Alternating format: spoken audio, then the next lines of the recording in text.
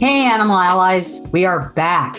Welcome to the new season of the Animal Liberation Hour, where we seek insight from animal rights and liberation activists who inspire us to get active for animals worldwide. We've got tons of amazing guests in the coming weeks. Our guests on this episode are Jonina Turzi and Sarah Salluzzo, co-founders of Lancaster Farm Sanctuary. I'm Michelle Granberg. Before we get into the episode, a little bit about AAC.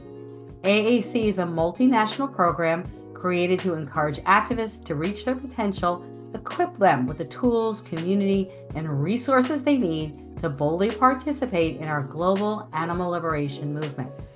At Animal Activism Collective, our core goal is to eradicate the normalization of violence and oppression against all sentient beings by growing a culture of empathy and compassion. We do this through mentorship, education, support, and multi-pronged activism. Please visit our website and follow us on YouTube, Instagram, and Facebook, and reach out to us to apply to become a mentor or mentee.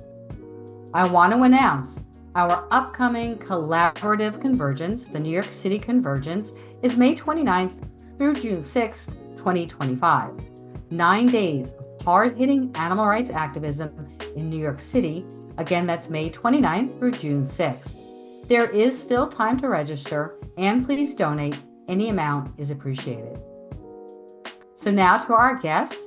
Sarah and Jonina are truly an inspiration to me. They give their heart and souls to saving, protecting, and advocating for farm animals at their beautiful location in rural Lancaster, Pennsylvania. Please enjoy my conversation with Sarah and Jonina.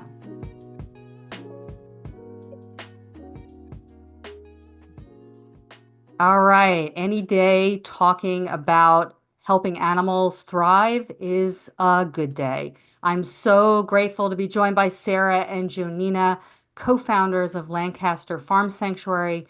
So we get to chat about rescuing farmed animals, once exploited, now living their best lives. Welcome to the Animal Liberation Hour, you guys. Thank you. We're so glad to be here with you, Michelle, and Yeah. everybody. So let's start a little bit at the beginning with each of you, maybe sharing a little bit about your activist origin story, or in other words, what was your introduction to animal rescue and advocacy prior to starting Lancaster Farm Sanctuary? Yeah, I was one of those people. I just had to look at the footage. I had to look at some, it wasn't even particularly violent. It was a scene of a cow walking up a ramp into a slaughterhouse, knowing what lied ahead and not wanting to go, and just watching them struggle, do everything they could to not go in that building. And I was like, that's it. There was no going back for me after seeing that footage. And I wish I'd looked at it sooner. Yeah, it was footage, seeing footage that was eye-opening to both of us. And we started, our activism actually started with protest and legislative advocacy. And we're really proud of some of the work that we accomplished doing that.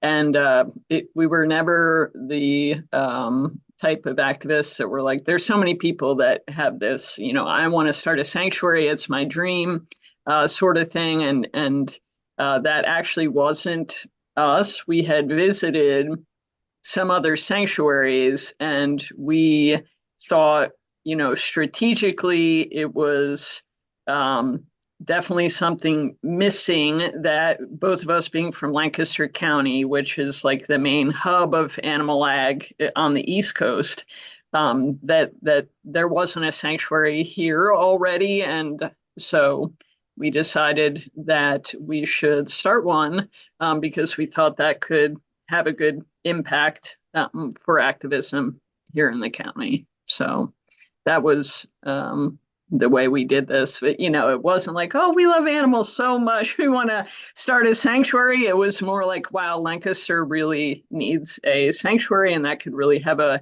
big impact.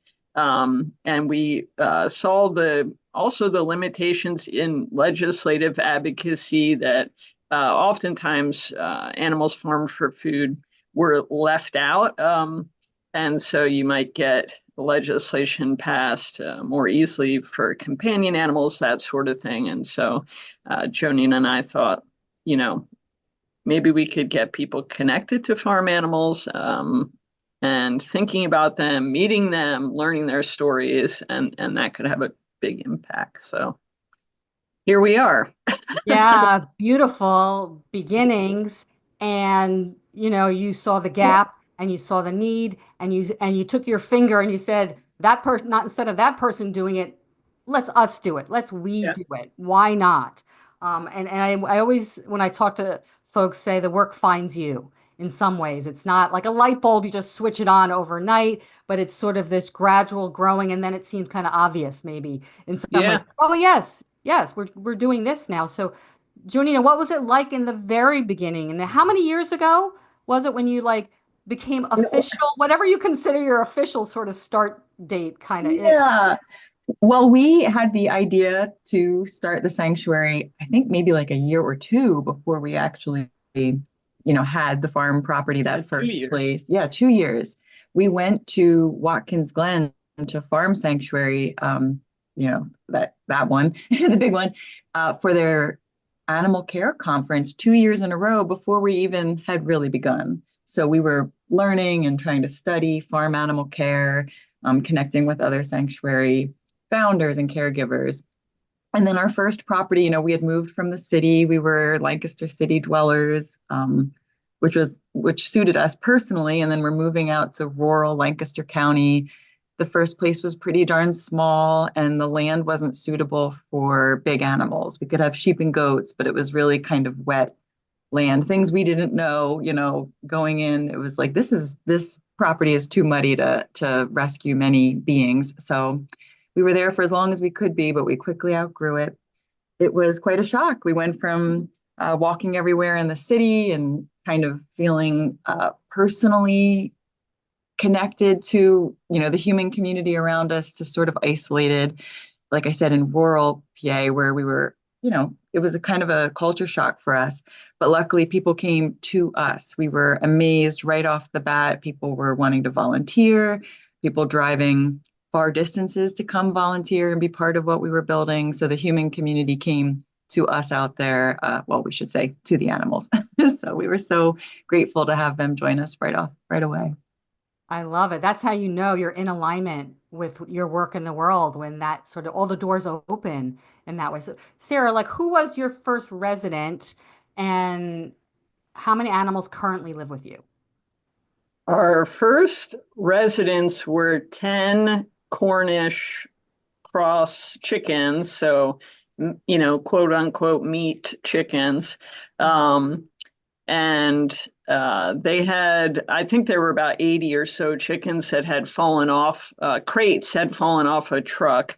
And Intraloca took them in initially and then was looking for placement. So we started with 10 hens from that rescue.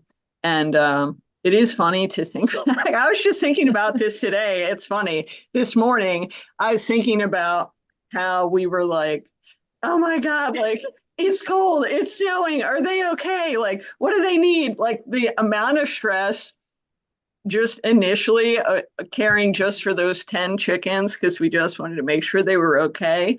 And we didn't know, we didn't really know what we were doing. And I am glad that we started off, we really eased into things. So we had those 10 chickens, just those 10 chickens for quite some time.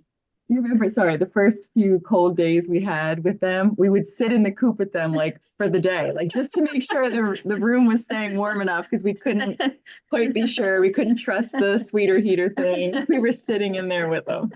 Yeah, so and yeah, a couple of those hens are still with us, which is amazing. How many now? Yeah, we have well over 100 residents. So we have a bunch of birds. And then yeah, a lot of goats. We're pretty maxed out at this stage. So we can't really immediately take in any large mammals, I would say. So It's one of the things that's so hard about this because the requests are endless.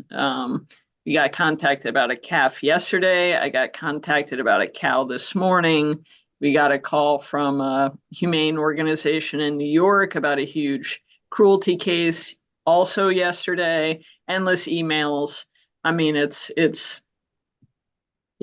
really probably the most difficult part about this is just it's impossible to help everybody. So that's why education and advocacy are so important. Yeah, that's why we say we can't rescue our way out of this problem. Right. It's systemic, and I know, as you're saying, the hardest part is saying no, but you have to say no because otherwise you'll get too much overwhelmed. And then what? Then you'll run your resources dry, both your human resources and your financial. So I mean, I get and I respect that. And I was picturing you guys with the first Cornish cross hens, like babysitting them like all night, that kind of thing. And it is really almost like what a parent says, like with the first child, you're like hyper cautious. Oh my God, are they gonna like, oh my God, they're gonna fall out of the crib overnight. And by the second child or the third child, you're like, whatever, let them go. They'll be fine. Put a band-aid. So, Jonina, let's talk. You guys are a nonprofit. What is your mission and core value? So, how do you frame what you do? Yeah, you just hit on some of the key points there. We know we can't rescue our way out of the problems that animals are facing. So we're here to save lives, save as many lives as we can, but also to inspire change. Our core values, I wrote them down, don't want to miss them. We have justice, integrity, responsibility, compassion, and courage that we chose. It was hard to choose. We just really, Sarah's work as a mental health therapist before starting the sanctuary really informs a lot of how we have tried to structure things and think about what we're doing here. That if we come from values and we really try to live in alignment with them, that we can do the most and that we'll, sustain ourselves in doing this hard work. So yeah, we're trying to inspire people. We're trying to educate. We're trying to meet people where they are. We're in the heart of not just intensive animal ag, but sort of a culture that celebrates it. Lancaster's thought to be this sort of bucolic, pastoral farm place. Cities from around this area pride themselves on purchasing from here because the pictures on the packaging look like very happy animals. So there's a lot of myth and cultural mystique to this farming community. It's deeply entrenched here, deeply embedded here. So if we just come in and scream at farmers that they're, not being compassionate or caring, that's not going to get us anywhere. It's not going to help the animals. That's not effective. So it's really a long game, and it's really hard sometimes to do that and to have that patience, but it's not enough to just be right in principle. We have to be effective in strategy. Yeah, you have to, in some ways, also remember that you're a business, so to speak, right? In other words, when you're giving off that, we are vetted, we have all the checks and balances in place as a nonprofit. And so Sarah, does that bring more legitimacy when people are looking deeper into you? And for anybody, sort of on the precipice of establishing a nonprofit, what would you say? I mean, one thing I think is I will start by saying our tours, our volunteer program, all that stuff, none of it was done to provide transparency, but we do have all of this transparency as a result of the way that we do things. And we're both so happy about that because there are people here every day, and our volunteers, we have volunteers coming today. It's a mother and her adult daughter, and they've been coming to volunteer for 7 years, so and there are a lot of people like that. The volunteer last night has been coming from the very beginning. She comes once or twice a week. So it is very much a community of people here who know every animal resident. They know how they're being cared for. They have access to everything we're doing here. So they see everything. We are really, I would say we do a great job because we have so much support of, we clean everything every day. Everybody sees that. So the horse barn's cleaned every day. The coops are cleaned every day.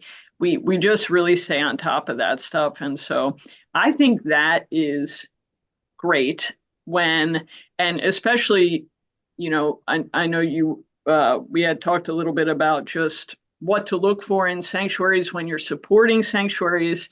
I do think that that's, if you can visit or better yet, volunteer and be connected in that way and really see how things are being done, that is so, so important because as we know, unfortunately, there are, a lot of bad apples when it comes to rescue and sanctuary work. So yeah, we're like, it's like one big family here. I mean, you've been here, and we welcome people to come by. We like volunteer groups to come in. I mean, within reason, the more the better, because that's part of the mission. Just getting people connected to the animals makes such a big difference too. So, Oh, yeah. and then of course you have a board, who's involved, and I mean, we are so ridiculous in our financial oversight. It's like it's every overkill. Every penny. But we have a CPA on our board, and we have a bookkeeper, and we have an accounting firm. So there's 3 layers of people that are going through every charge, that's happening. And if they're like, what's this charge to blah, we will explain like, oh, that was for this chicken coop repair that we needed done, like that sort of thing. So and it's tedious, but that's also great because at the end of the day, there's just no question about, what we're doing with our finances. So Yeah, I love that. I love that. Because I was going to ask, like, what are a couple of the red flags around, non-legit places? And one would be lack of transparency. sure. And maybe just when people go there and visit, because going to visit for you guys is how it's all right there. The animals are there, they're clean, they're well fed, they're happy, and all of that. So, Jonina, though, there's some misconceptions around what a sanctuary is still as it becomes a mainstream word. And I mean, sanctuary is an unregulated term. It's a very generic term, but we in the sanctuary community look at it differently. But how do you define sort of a true vegan sanctuary as compared to a regular working farm where they breed and sell animals and a non-vegan sanctuary? Because there are those, they call themselves sanctuaries, but they're not vegan, and homesteading. I don't mean to bombard you with it, like whatever you want to share, like petting No, zoos, it's just, dog cat rescues are all different than sanctuaries. So how you're, so? you're right. Thanks. I just spent some time with that very question, so I'm ready to answer it. I wasn't even studying ahead, but here I'm ready. There's actually a list, if your listeners aren't familiar with the Micro Sanctuary Resource Group. There's a list of ethical, I think they call them like core principles. I think there's 8 of them, and I might have most of them memorized today, but they really summarize, thank you, right there. I literally have it right here. Thank you, Michelle. It's so good. So, on that list, you'll see things like absolutely no breeding, that a sanctuary is not breeding animals with high welfare. That is just not what a sanctuary is. Ethical veganism is, I think, the very first one. The rejection of humane husbandry, in general, so not trying to participate with like an ongoing relationship with the farmer who's breeding, and then you're buying or taking in those animals if they're boys and not wanted at the dairy, et cetera. It's sort of basic stuff when you're in it. I mean, for all of your vegan listeners are like, duh. But for someone who's just online, loves animals, following pages that show, goats in pajamas and whatnot, or whatever cute, wonderful thing we're seeing. But you really do need to start to have a little discretion as a viewer on social media now. There's pseudo sanctuaries, places that, again, might not be following those principles, or worse, there's places shipping the animals to slaughter after they've made their video about them and gotten all those likes on social media. It's really sneaky now. So I guess once you know it, once you've seen it, you can really tell it. But I'll be amazed. I'll see one of those pages. I'll start to like the video, and then I'll realize, whoa, they almost got me. And if it's sneaky, it's tricky. Yeah, or like the whole staged rescue phenomenon. Like it's just ridiculous. So how do you know? I mean, we're so frustrated with social media. It's like all we can do is focus on what we're doing and kind of do the best that we can, but it's hard because it's like the ante is always being upped, and people know that, so they really will just like put together these videos that look like something that they're not. And you see that a lot. Horse rescue, when the horses end up right back to the auction house where they were, rescued from in the first place, after somebody raises $10,000 to rescue them. And then, like you said, just sends them right back. So, and that's another one of the red flags, is really like, where are those animals that were rescued? So if somebody's rescuing, a horse every week, where's the horse that they rescued last year? Are they still caring for them? Do they ever share about them again? Do they mention them? Do they show them in social media? Are they on the premise when you go for a tour? So I would definitely recommend that too. Like, we love that when people message us and say like, how's Tiffany doing? And we'll say like, oh, we'll try to get a video of her today, to show. But it's so important. I would recommend people check in with rescues if they saw a story and then they never see anything about that goat again, like, hey, what happened to Joe the goat you saved last year? And it's like, if you don't get an answer, or it's something fishy like that, that's definitely a red flag too. So yeah, and you want the folks who run the sanctuary to be in the video as well, because otherwise, how do you know if it's just a repurposed video? right. It's so the times we're living in terms of social media as a platform, that scamming in general has become normalized as a way of making a living for people, and then people are becoming they have like scam fatigue, and it becomes hard to judge. Our discernment and our ability to judge, when that's happening for all of us, is getting harder and harder. But yeah, so but thank you for that. And Sarah, what's your day to day, like, what does it look like, a typical sort of day at the sanctuary? Yeah, so we get up at like 4:30 or so this month. We've been putting up like Veganuary content on our stories, so lots of just data and research. So we get up, have coffee, research a bunch of stuff, share a bunch of stuff on social media, and then get outside by usually around 7:30, and winter seems to be a good time. And then I can be out there from, I mean, sometimes I'm out there from 7:30 till 6 p.m. We do have caregivers here, so hopefully a more regular thing would be if I can come in by around like dinner time, and then somebody else closes up. And Jonina comes out for chores every morning, but she does still work a full-time job as a physical therapist, which is good, so we can pay our bills, our personal bills.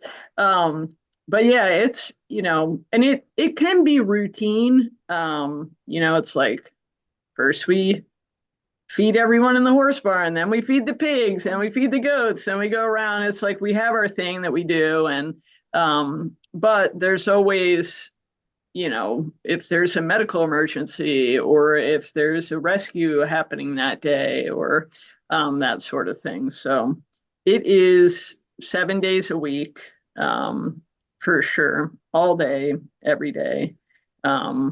We might try to see a movie once every 2 months, something like that. But this is it. This is what we're up to all the time. Yeah. I'm glad you're being honest about it. Of course you're being honest about it, but for those listening who have a seed in their mind, like maybe this is for me, up front, knowing, eyes wide open going into it, if you're going to, that these are the hours. They're basically, they Yeah. aren't set hours. It's the furthest thing Sunrise to from sunset. 9 to 5, and you have to expect the unexpected every day. You think you know what you're Yeah. doing that day, Yeah. and the unexpected happens. Did you have something to add, Jonina, to that I'm as well? sorry. Yeah, sorry to interrupt. Yeah. Sunrise to sunset. So this time of year, you're out, someone has to be out there, Sarah and these wonderful caregivers and volunteers, but someone is out there with them, sunrise to sunset. Again, this time of year, that being relatively short, in July with our longest days here, Right. it is twice as many hours of the You're day. out there till 9:30. The animals are never alone. And sorry, I interrupted, but yeah, you never know what's going to arise. You might have to run to the hospital and scramble to get someone else to be with the animals on premise here. Yeah. I would say, and this is, really, really important if anybody's listening, because it is, I think you see it on social media and it has this, like, there's a charm to it or the allure. You want to help the animals. And so, so many people say to us that they want to start a sanctuary. But somebody said to us one time, and I think about it constantly, go volunteer at a sanctuary every single day for a year. So whether you're sick, whether you want to go on vacation, whether you have a wedding or this, that, whatever, it doesn't matter. You volunteer every day for a year. And once you've done that, go volunteer every day for another year. And then decide if you want to start a sanctuary, because that's it. Your life, this is your life. And so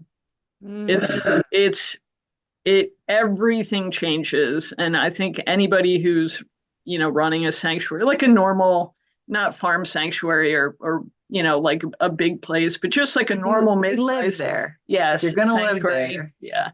That's it. 70. Oh, wow. I love how you're distinguishing it between, a lot of people go to work and they leave work at work. Yeah. Like, if that's what you're comfortable with, don't do it. Don't do a sanctuary. But if you're comfortable with the idea of it's a blending now, like it's very fluid between your life is the sanctuary and the sanctuary is your life. And, so we want people to know that. It's funny because I have a small animal room here in my house. I have a bunch of bunnies and some guinea pigs, and I'm in there every morning. And every morning I make sure that's my routine. Before I do anything else, I'm going to clean the whole thing again and empty the litter boxes and feed them and spend some time with them. And when I drag myself to it, I think of like you guys. I think about all the sanctuaries where I volunteer for just a few hours and I go, oh my God, I have nothing to, not that I'm complaining, but like what they're facing every day at such a larger scale, it inspires me. Like I just got to do it. Just get into action and do it. So, Jonina, for you guys, it's also very emotional, I imagine. It's emotional to care for even just one animal, a dog that you live with, but you have so many animals, and I bet it's so emotional because they are family. And you've seen a lot of, I imagine, tragic and sad and intense situations. What overall has been the most surprising or shocking about the animal agriculture industry? You have some firsthand knowledge, and like you probably thought you knew animal ag before you started, and now you really know it. So what do you want to tell people? Oh, wow. What a great question with so many potential answers. One of the things that came to mind that I think is important for activists maybe listening to understand is that I've never met anyone in animal ag who thinks they're harming animals needlessly. So the mental, stance is one of like, well, we're doing it here at our farm in a way that's more ethical than another method down the road or, industrial down the road. So there, it's not, yeah, it's so challenging because once you're on the other side of that, once you've had that awakening, the vegan awakening, you can't imagine someone in their mind not knowing that they're harming animals needlessly, but there's the mental gymnastics, it's really real. And so just that psychology of what's keeping people stuck in those systems or participating with them, even when in their heart they might truly believe they care, they in their hearts they care. In those actions, we can see things that it's like having a non-conscious automated part of them that it's so complex. So that psychology, I don't think I've described very well, but it is something I've learned doing this that you can't get away from, and the conversations have to hold space for.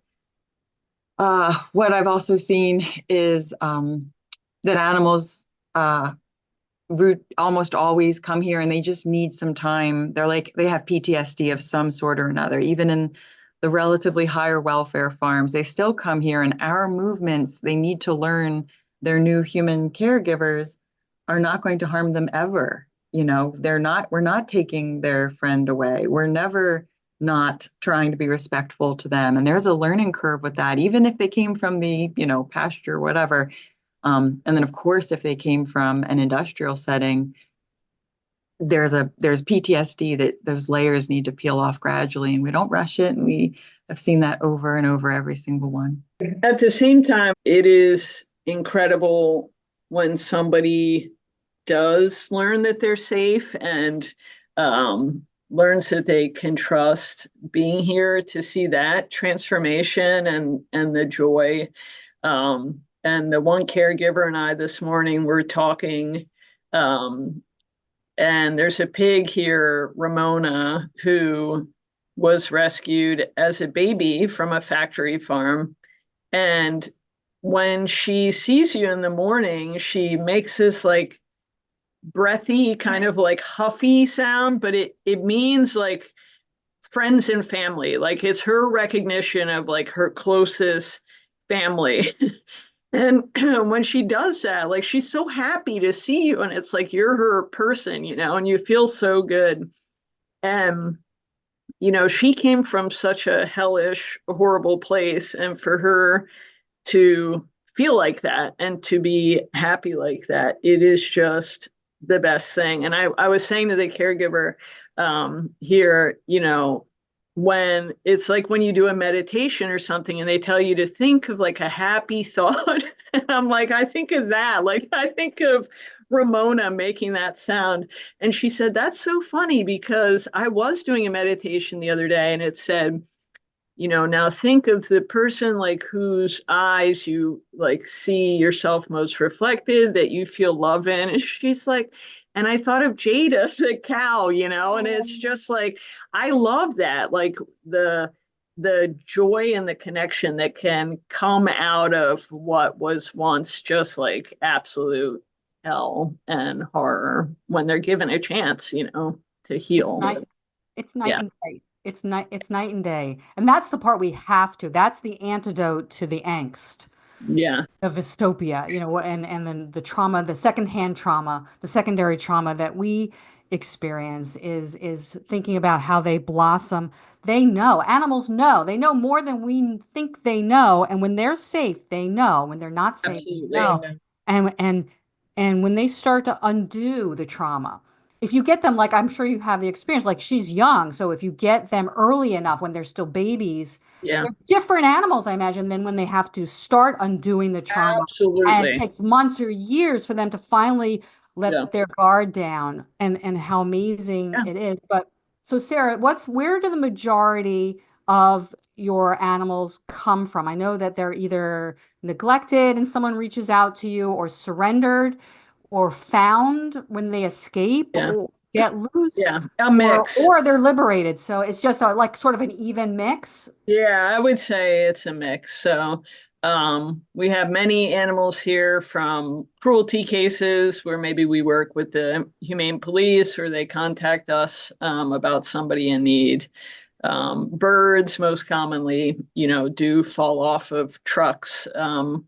So that's probably where almost all of the meat birds that we have here came from. And the layer hens. I'm saying that in quotes, but and yeah, surrenders too.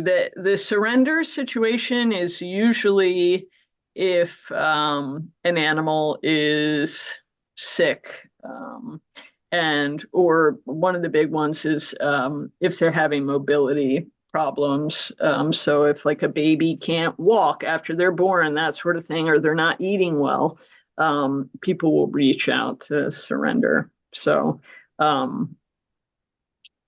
Yeah, that's wonderful when that happens. yeah, Then it's yes, really less complicated. But unfortunately, the reason that they're surrendering them means that you have to pick up the medical bills and the medical yeah. complication because often, and you'll do that. But it again, just another layer of the exploitation of where they're coming from. So, Janine, I just want to point out you were getting some emotional. I was getting emotional too when we were talking about the happy endings, sort so to speak, when animals do come to you and all that you see. But do you want to share a brief story, Janina, about any of the animals that come to mind, any of your residents, and how they're doing now, where that came from, so we see the arc of that? Wow. Well, I got emotional when Sarah mentioned Jada. So you were talking about Ramona making happy sounds at you, and I bet I know which caregiver said Jada's name because Jensen's in love with Jada. But Jada is blind, and so I have the privilege every morning of giving Jada her morning hay, and I have experienced it's not happy grunting sounds, but she just this morning heard me coming in and waited to make sure until she heard my voice to know if it was me. And so I bet I have a little window into what Jensen might have been talking about. Jada's eyes don't see us, but maybe the reason is that you can watch Jada know you. Oh my God, I'm gonna cry again. Okay, you can observe Jada knowing you even beyond sight. It's so good. Oh, I wasn't ready for that one. And Oh, let's see. If I had to, oh my goodness, a story that jumped out at me. I mean, of course, I thought of Orville, that Yeah. little stinker. Orville's a sheep that we rescued in April of 2020. He was such a sickly little lamb. Someone drove up our driveway and said, I have a sick lamb. My husband said I have to euthanize him. So if you guys can't take him, I have to put him down. And I was at work. Sarah was there. You said, we'll take him. So she opens the door, puts him on the ground, and drives away. And it was a very cold day. And here's this, was he almost 2 weeks old or something? Shivering, had a horrible fever. He was full of infection, septic. And she puts him on the ground, drives away. And so Orville needed months of antibiotics, and he just kept doing a little bit better on the antibiotics. We had him in the house with us. He lived in our kitchen. um, and then as soon as the antibiotics ended, his fever would spike and he would almost die. So we just had this roller coaster of trying to get little Orvie to make it through. And finally, we had to perform surgery and remove pieces of bone. The bone itself was harboring the E. coli. And so once we got those infection pockets out for him, then finally he made it. So around 6 months old, he finally started thriving. But something about watching Sarah spoon him on the ground of our kitchen for months, I just, they're all your children, as you said. You feel like they're all your family members. But we went to a deep level with Orville. So now he's out in the barn and he doesn't need us as much. He's a leader in his herd. Just to see his arc to be not just okay, but like he's like Papa Smurf now. So he is a leader for the young ones, and we have little guys that look up to him now. That's what we would hope, and we will take a single day. We'll take a moment of care for anyone that we can give that to. But he's kind of living the sanctuary dream where he got all the way to the big man on campus out there. He's doing so great, and we communicate with a look. I come in the barn, I always look for his face right away, and I love them all, but Orville stole my heart. Oh my gosh, I love that. I love that. So special. So special. I love the Papa Smurf reference. That came out of the Yeah. blue. No pun intended. Yeah. That came out of the blue. Yeah. I Oh, you love know it. how old I am now. That I just ate it. But Me Michelle, too. can I say one more thing? Sorry. So I don't think I described very well. You asked me what I've learned about animal ag, and it does come up in Orville's story. So we had posted about him early on, and we mentioned that he had been denied, the medical care that would have saved him. And the woman who surrendered him messaged us and said, we didn't say her name, we didn't qualify where her farm was, nothing about her. We simply said the people who had him hadn't given him antibiotics and we're going to put him down. That's all we said. And she messaged us privately and said, how dare you describe us in that way? It's embarrassing. My friends are watching his story. They're going to see that.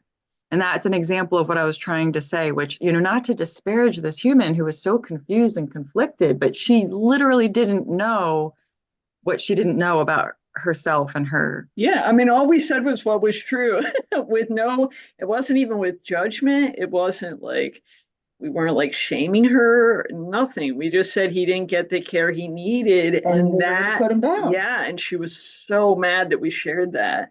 And it's like, but that's exactly what happened. So, Yeah, I know it's such a balance to strike because you want the folks from whom the animals are coming to continue to keep you in mind, and reach out to you in these situations. But what happened there was the woman maybe felt a little bit of guilt, felt it within herself, a little guilt and shame, and that was coming through. Yeah. yeah, for So sure.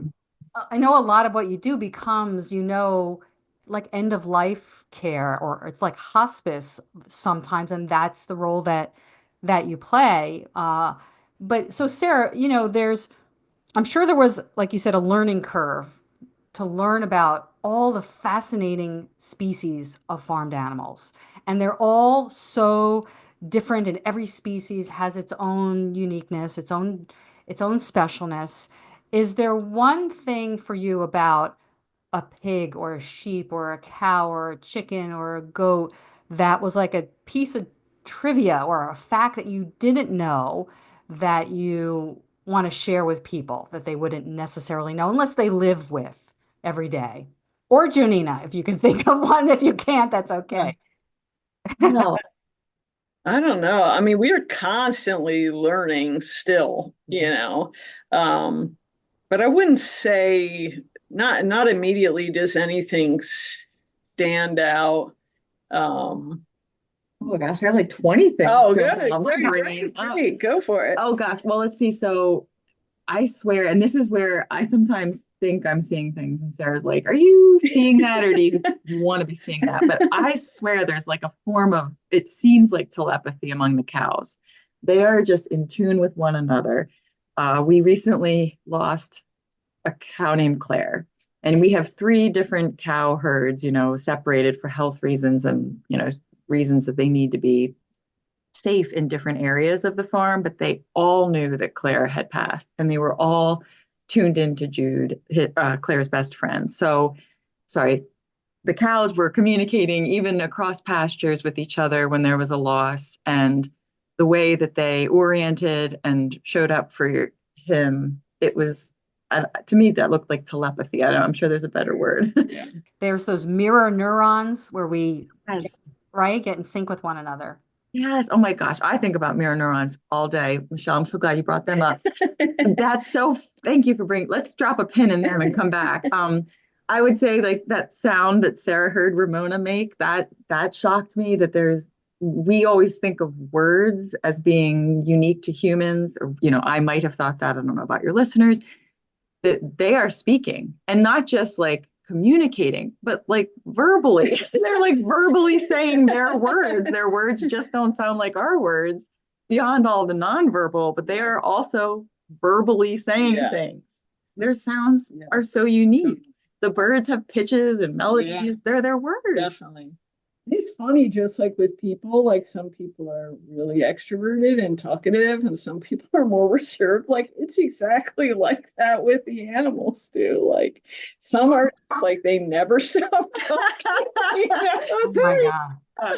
Well, like Yeah. Timmy, so talking to you, like she'll just like talk, talk, talk, talk, talk. A pig. And they all have personalities. Obviously, they all have personalities unique to them as individuals, as well as within, the category, so to speak, of their species, just like you and I. And we don't get along with everybody. Like I Sure. don't Yeah. love everybody and love being, I only have certain people in my tribe who I want to be around. And it's absolutely the same with them. And then while we want to be careful not to anthropomorphize or project human qualities onto them. We want to pay attention to that.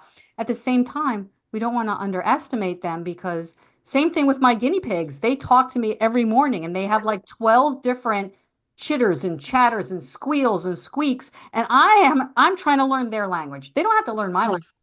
I'm trying to learn their language so I know what it is that they're saying. So it's fascinating. Jonine, do you have anything you want to add to that? I know it's Just that. I love that you put it that way. That is exactly it. We are limited because we are humans in that exchange, but I believe that's the joy. That's one of the great joys of veganism. We're always like aware of all the problems and why people need to shift in this way. But God, the payoff, like, guess what? On the other side of that challenging work and the pain of growth, the joy of knowing them as family, as kin, of getting to shed a little bit of our skin, that is the greatest joy of my life, honestly. I can't think of, I don't even know what I was doing before, but thank goodness, I'm here now trying to speak Tiffy language. The best. Oh my God. Trying to speak right. It's everything. It's everything. I feel like my life is before, like I always loved animals, but before you really discover animals and how freaking amazing they are, it's Yeah. everything. And it's endless learning and endless experience. So, can one of you talk about briefly maybe backyard flocks? Because backyard flocks are very common and you get hundreds of calls, right? To surrender roosters, especially so hard to rehome from people who buy chicks, not realizing some will be roosters. And I guess it's because a lot of zoning or a lot of towns don't allow roosters because of their vocal loudness. But either one of you who can speak on this, what do you say to urge people maybe not to have backyard flocks? Yeah. What would you want to Well, communicate? I would say, certainly let's just accept where they might be coming from and say, certainly if you're going to care for those hens exceptionally well, which is more challenging than you think, and for all of their life, so after 2 or 3 years when they stop laying eggs, you will still care for them, hopefully for another 10 or more years, then sure, we could all say that that might be better welfare than the battery caged or, industrially housed hens. But let's be real, there's still slaughter involved. The males are always slaughtered, always. So for every hen that you purchased for your backyard flock, there was a baby male chick killed. And their bodies are not meant to lay that many eggs that quickly. So they have been bioengineered by humans to produce these eggs for you, something like one a day. So overproduced early in their life, these eggs for your consumption that aren't yours to take, and their bodies are still suffering. So even in the most ideal backyard condition that, you could create them a palace and you're still in their bodies exploiting them and causing them harm just by participating in that consumption, which again is not something that's ours to take from them.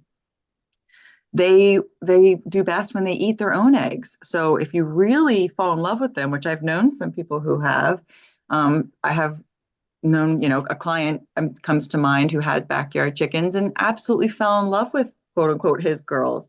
He stopped buying new hens each year because he saw that the ones that he had cared for did best when they ate some of their own eggs to get those minerals back. And he didn't want to just get rid of his original flock. And so he essentially like started to move in the direction of ethical veganism, although he's still not there. But let's just say that if you really watch what's best for them, it's consuming their own eggs. It's not, discarding them or starting the whole process over again, purchasing from that hatchery that killed the males. So even in that more ideal setting, there's all these hidden harms that are real. So I try to point those out to the extent that the person's ready to hear them. Did I miss anything? Backyard flocks.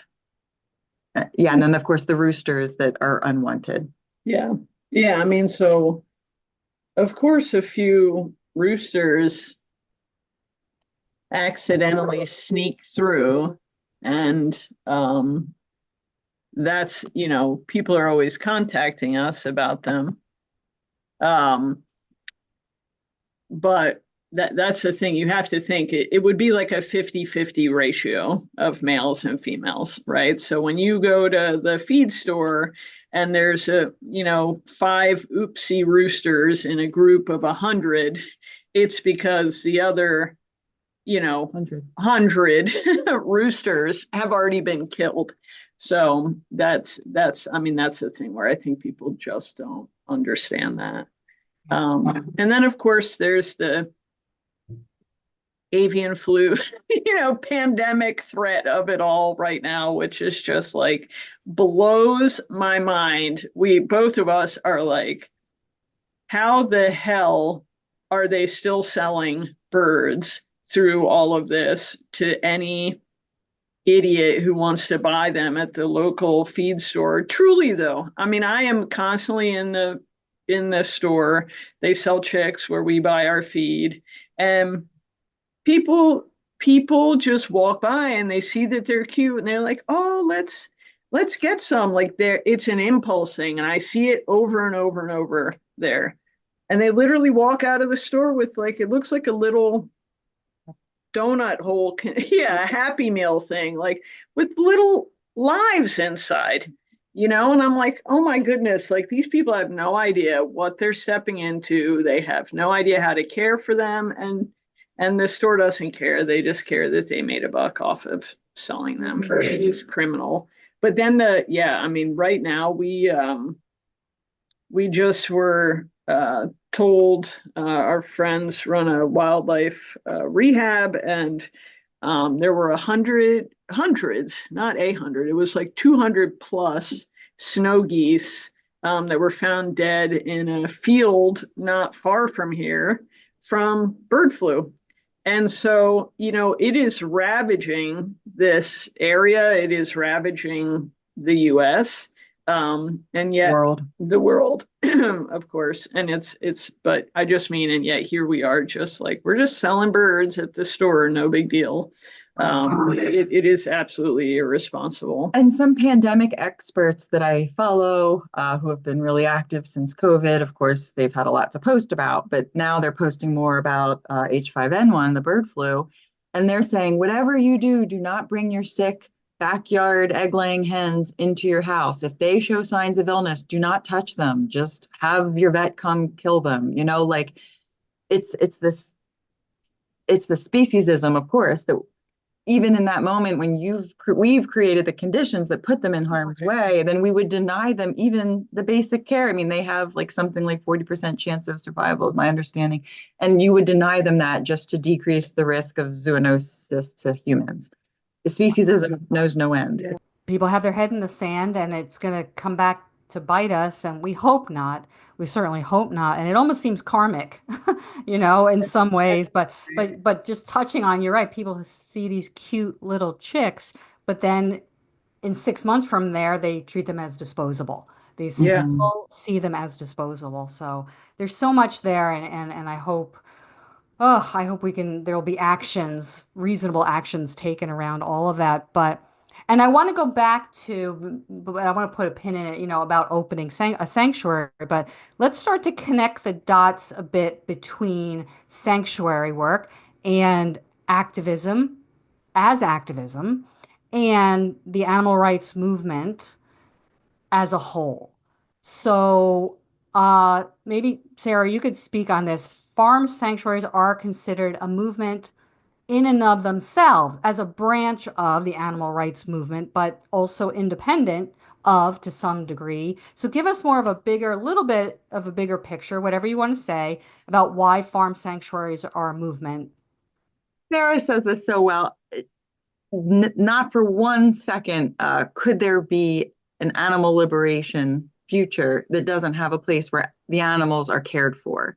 So we can, talk in circles around effective altruism, or if there's a cost benefit, analysis of sanctuaries were so expensive to care for these relatively few animals. Maybe we should just make paper flyers and hand them out.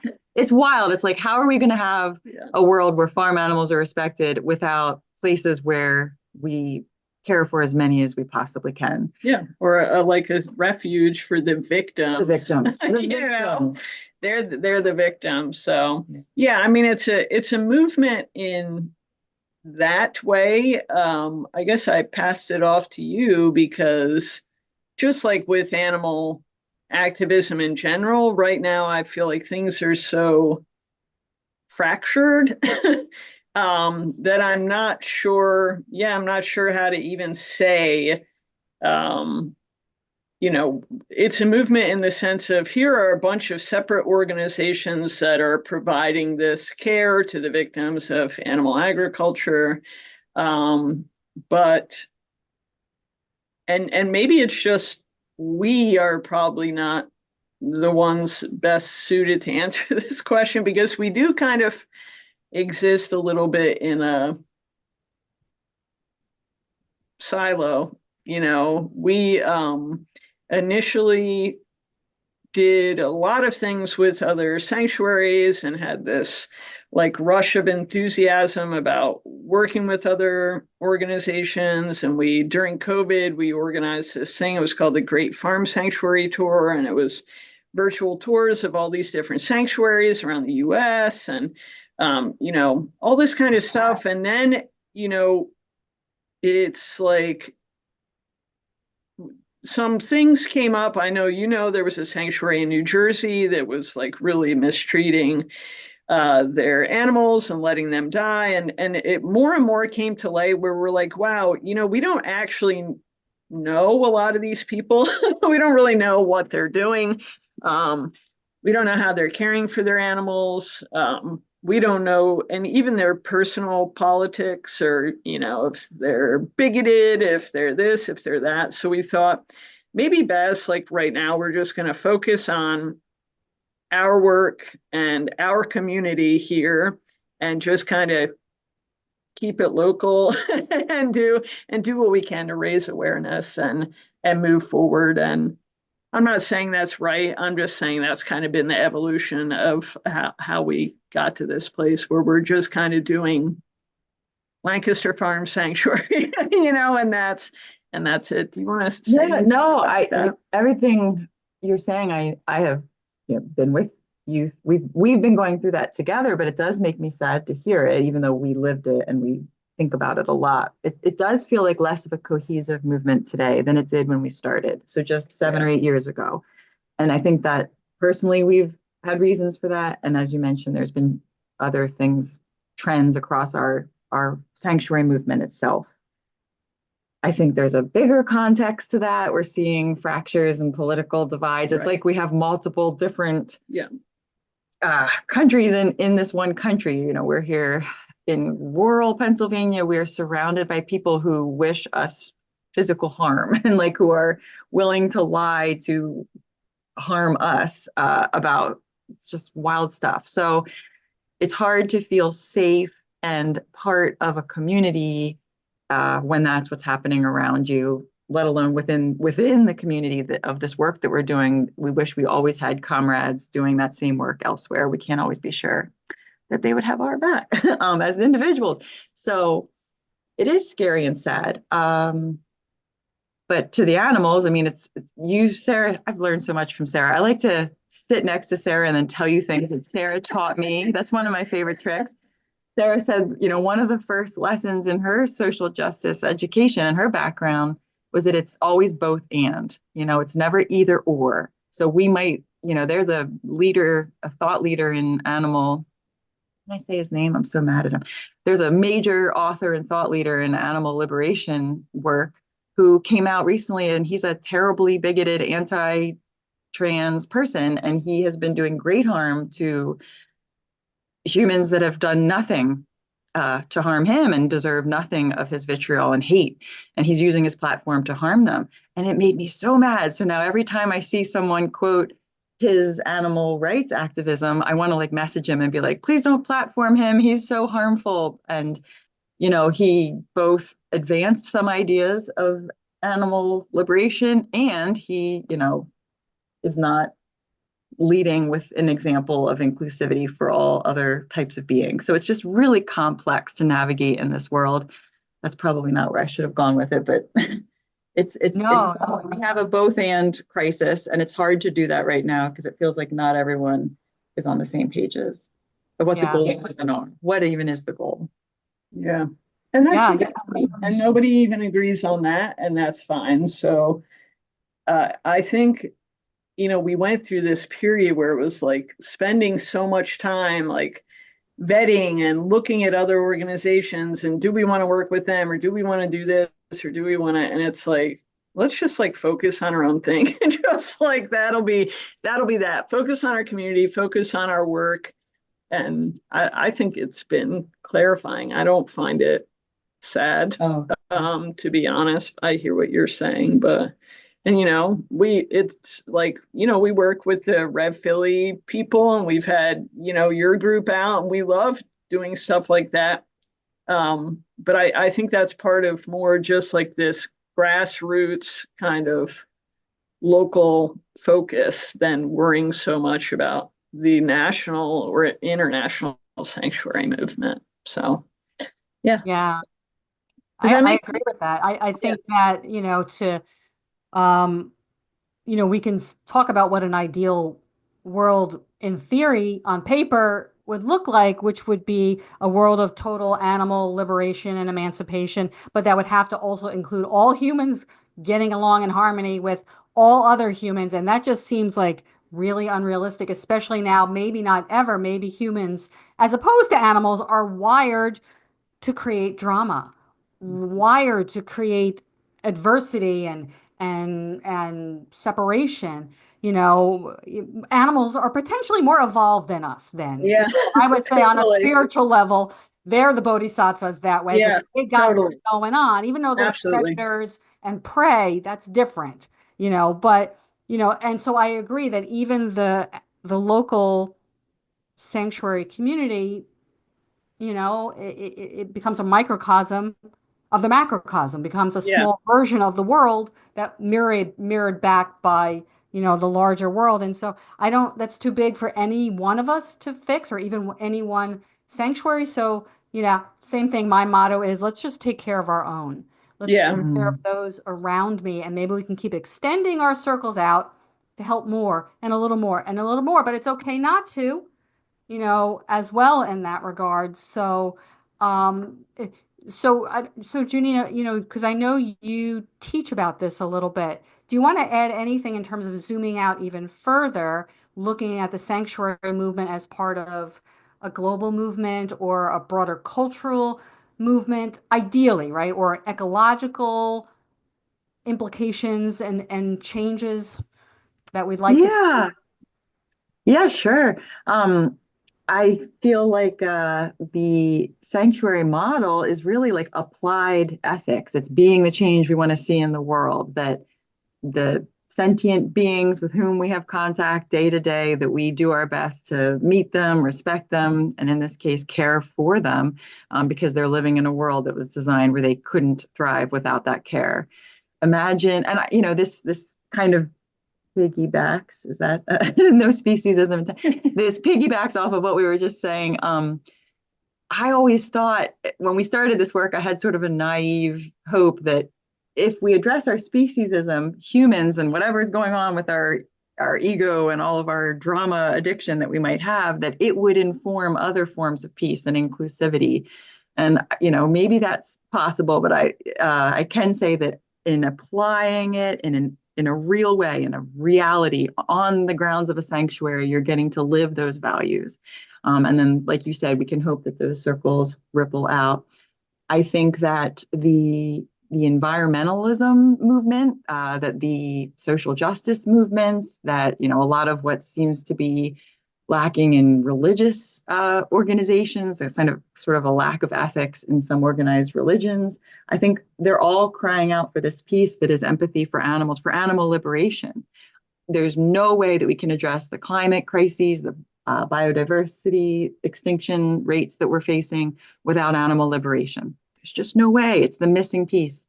The rising global fascism, if you'll forgive the term, this like push for authoritarianism we're seeing, some of these conflicts internationally, none of that can be resolved if we don't get serious about how all sentient beings have rights and how, we've trained ourselves and conditioned ourselves to these oppressive hierarchies through how we feed ourselves, how we model ourselves with respect to our animal cousins. So I really do believe that sort of toxic and unnatural order, some of the worst base instincts of being human have come about and been reinforced by keeping animals under our boots. And so, in that way, just this model, this little moment, this interface that you might have at the sanctuary, at a sanctuary with an animal there, maybe it can inform how we relate to each other and certainly nature, this world that we all share. That's the hope. Isn't that just a naive dream? That is the hope I have.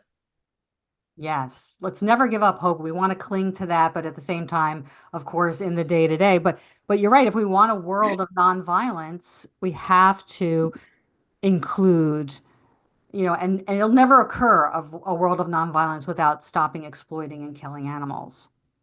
That's true. It's true. And something our friends are scholars of ahimsa and nonviolence.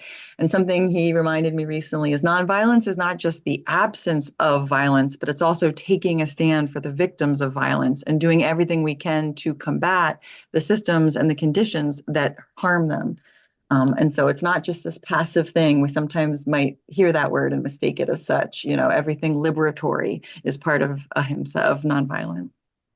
Thank you very much. Tell us about the importance of volunteers and how do you structure and manage your regular volunteers? Because again, you have to operate like a well-oiled machine, I'm sure, to get it all done. We have a really wonderful group of people here. I mean, it is just, we are so lucky. And it is just the best. We just love, it's a family. We just had a snow day recently, and I can tell you that even one day without your volunteers will almost put you in the ground. It was so intense. We are so lucky. We have a few volunteers that come every day and help with cleaning. That just is a little safer. Cleaning tends to be the cleaning task may not involve as much proximity to a large animal with hooves that could get scared and startled, or feeding that has medication that needs to be very carefully monitored. So our volunteers help us with that. And then the caregivers, people that are here more regularly, have been trained and have the skills taught about feeding and more sort of complex medical care, hoof trimmings, things like that.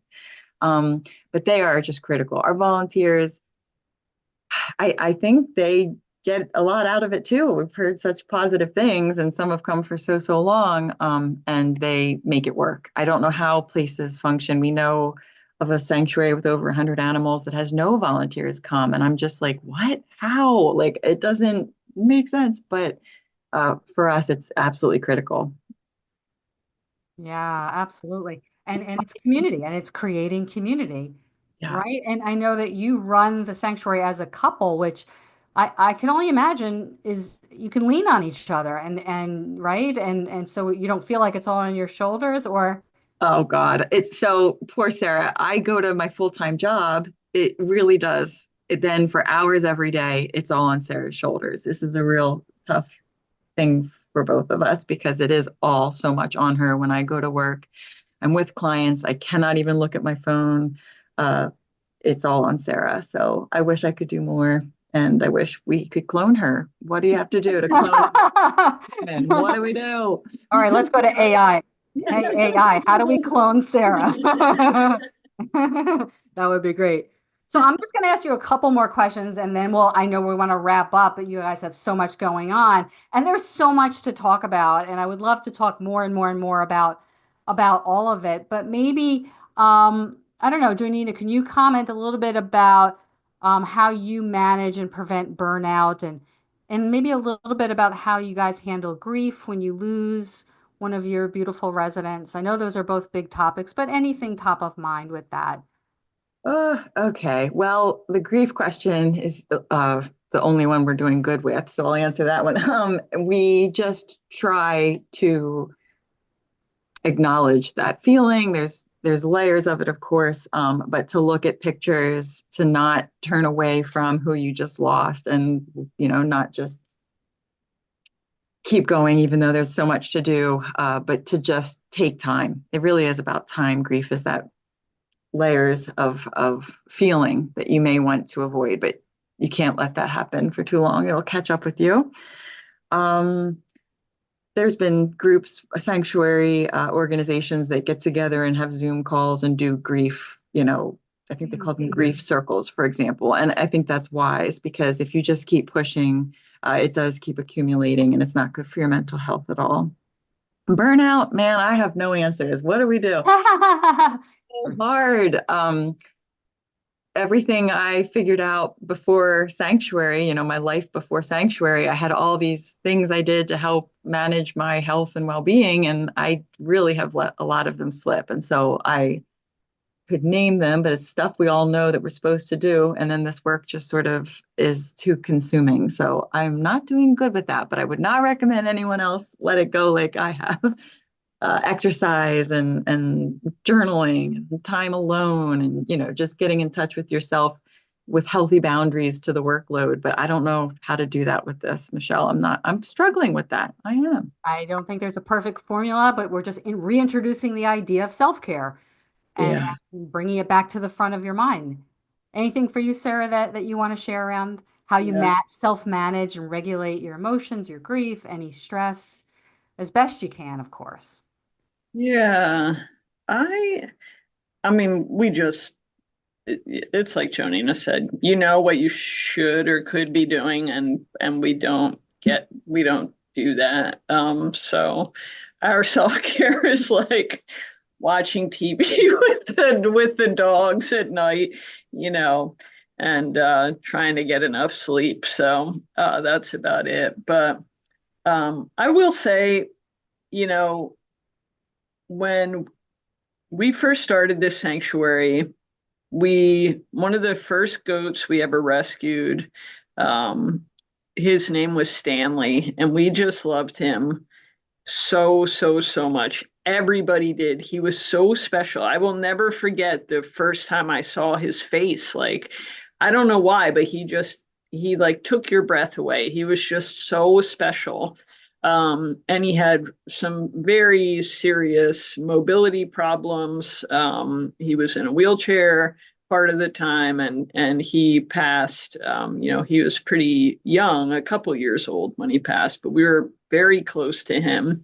And the day that he needed to be euthanized, it was a beautiful day. It was the middle of winter, but it was like a sunny, nice day.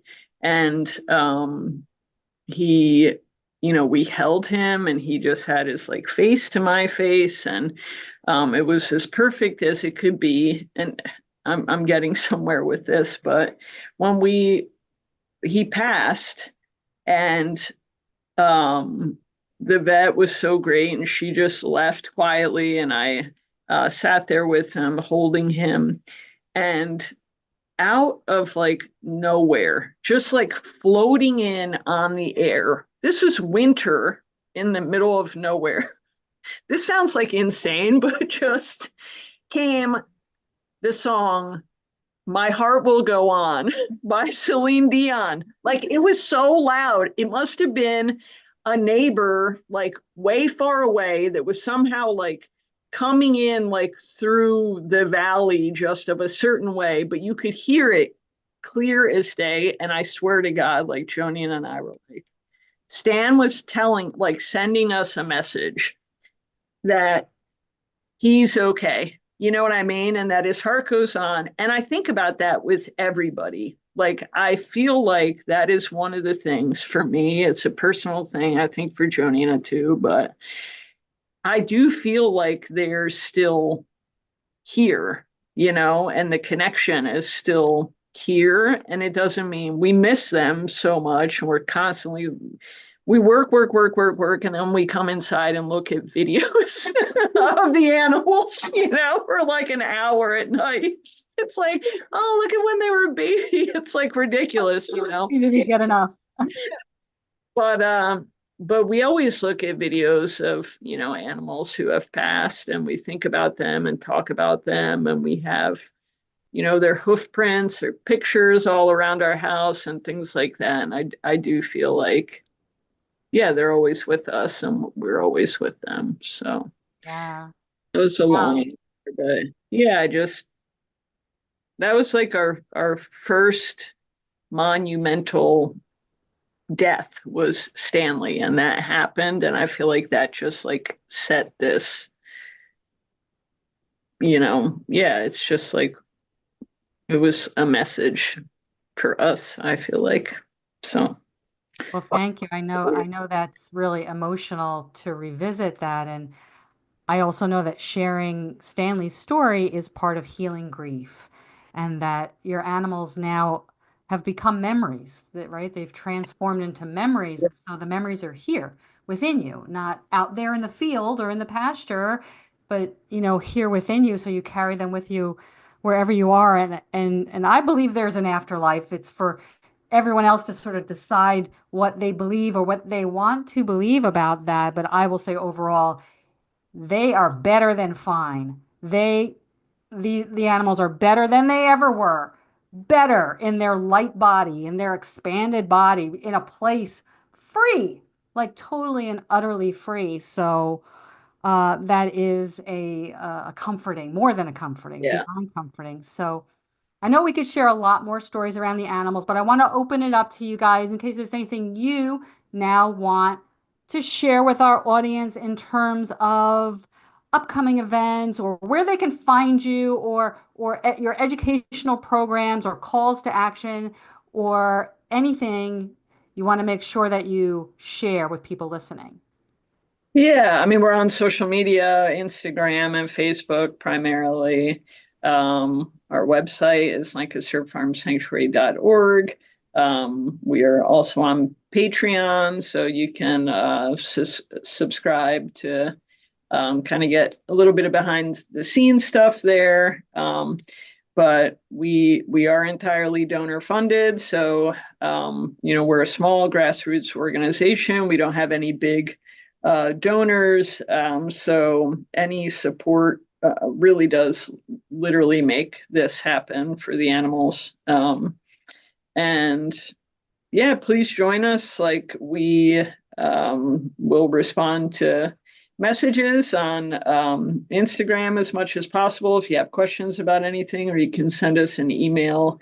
Right now, I mean, it's January, so we just this morning I sent an email to meet with our events committee to plan the schedule for the year, but we don't have anything nailed down yet as far as what we're doing. We will have our gala certainly, in September, and we are going to try to do a few additional plant-based dinners, which are really, really nice here at the sanctuary. So you can get that information on our website. But that's like one of our favorite things. It's really amazing food.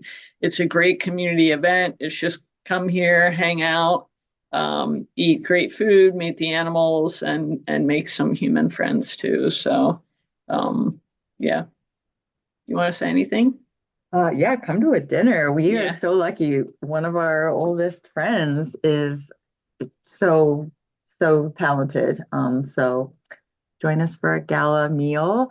Like Sarah said, on social media, even if you can't donate, like and share our stuff, the more people that get exposed to the animal stories and the work we're doing, all sanctuaries need you to share their videos and things that they're putting out there. So that would be another great way to help.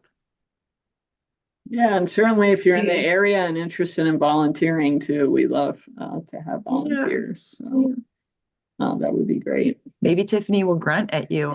And Ramona. But thank you so Who, much. who wouldn't want that? Oh, Yeah. absolutely. Thank you guys. I'm so appreciative. I am certain that you have inspired the next generation of animal advocates to want to step up their game and find a role that they want to play within the arc of this animal liberation movement. And I want you to know that I see you. What you are doing is not easy. I'm sure that as soon as we finish here, there are dozens of tasks to be done around the sanctuary. From the point of view of the animals, all is well, but there is so much work so the animals can feel relaxed, be safe, and have the freedom they so deserve. So I fully acknowledge the vital role you play in this movement, and I hope you really let that in. Thank you for being on the Animal Liberation Hour, you guys. Oh, nice. Thank Thank you, you, Michelle. Michelle. Thanks, everybody.